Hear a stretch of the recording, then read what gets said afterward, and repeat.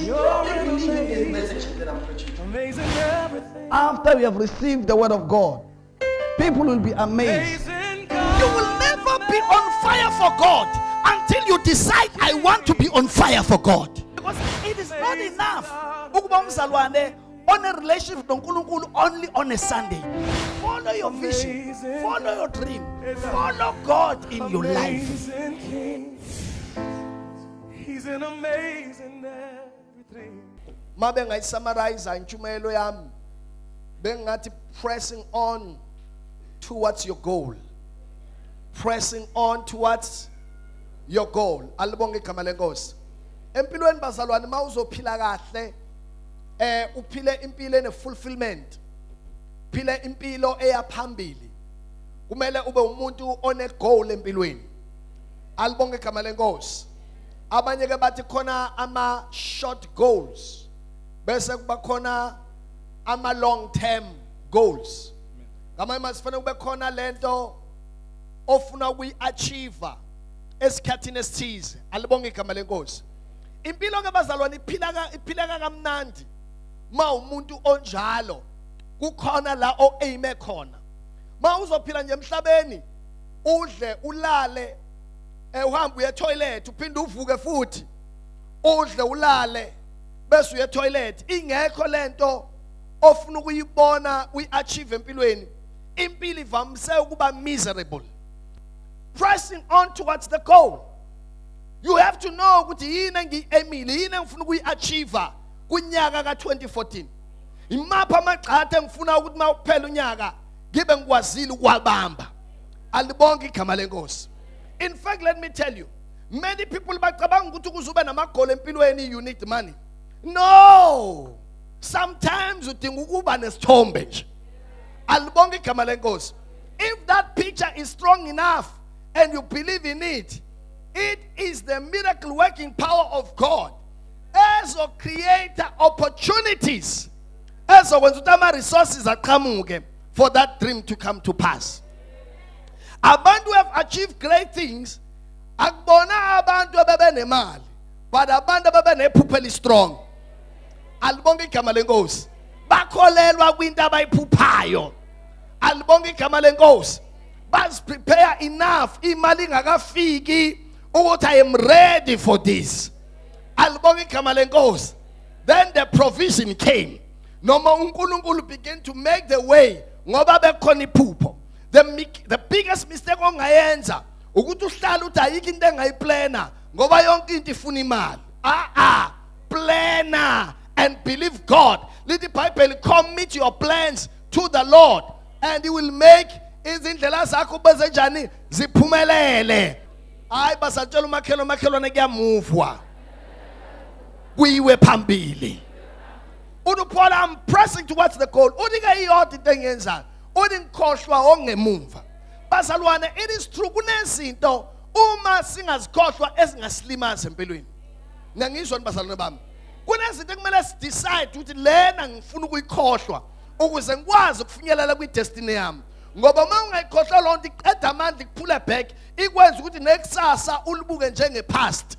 Kanti ikusasa yilona elikuphathela izinto ezinhle kunemva lakho. Hayibo manje khona bazalwane nithi amen. Apostle Paul angisho ukuthi sengibambile. Uthi yodwa into engenza ngikhohlwa ngemumva ngizilulele kongaphambili. Ngoba zikhona izinto ezikhona ngaphambili.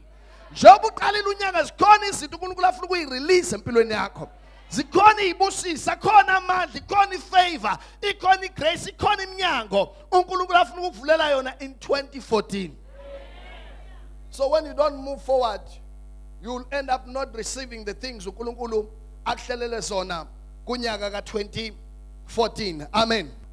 If you are going to press towards your goal, pressing forward towards your goal, it's very important uche ukuthi obani abantu oconnecta nabo, obani abantu ohamba nabo empilweni, obani obhuza umbakho. Alibonge igama lenkosi. Bese uyabastadisha nje uthi ukubabuka and take your time. Ukuthi impilo yabo iyaphi injani, bakhuluma luphi ulimi. Alibonge igama lenkosi.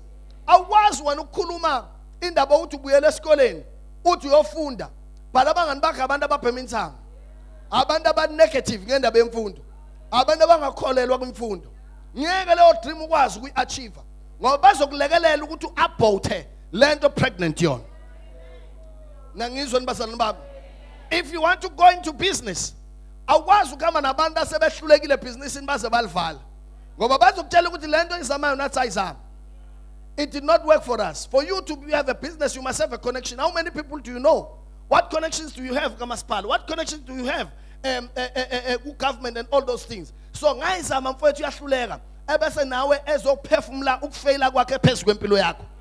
Ayibona ngizwe nibazalwane. Uthi omunye mekhuluma uthi show me your friends, I will tell your future. Whether you like it or not, abantu hamba nabo empilweni khona into abayi-edayo noma khona into abayimanazayo. Noma ngabe uyathanda noma ngabe awuthandi. Ayibona ngizwe nibazalwane. It's very important ukuthi uma ukhulelwe noma une-goal empilweni noma kunento ofuna ukuyi-achieve uvisit ukuthi lolu hlobo labantu engiconnecte nabo abantu uNkulunkulu angabasebenzisa yini ukuthi iphupho lami lifezeke noma abantu abazongilekelela ukuthi iphupho lami li-aborteke.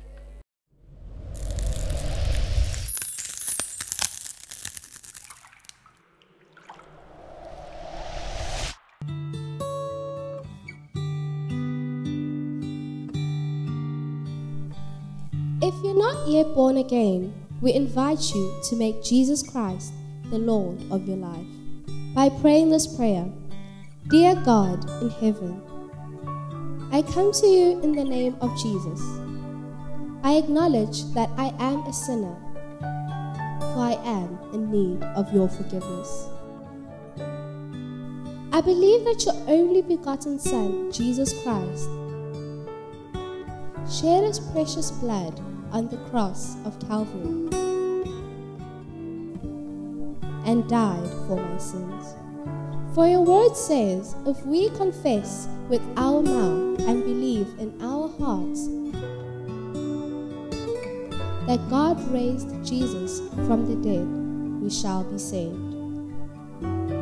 I confess with my mouth and my heart that God raised Jesus from the dead. I accept Jesus Christ as my own personal Savior.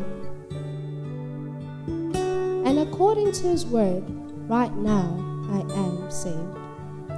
If you had said that prayer, congratulations and welcome to God's family. God bless you.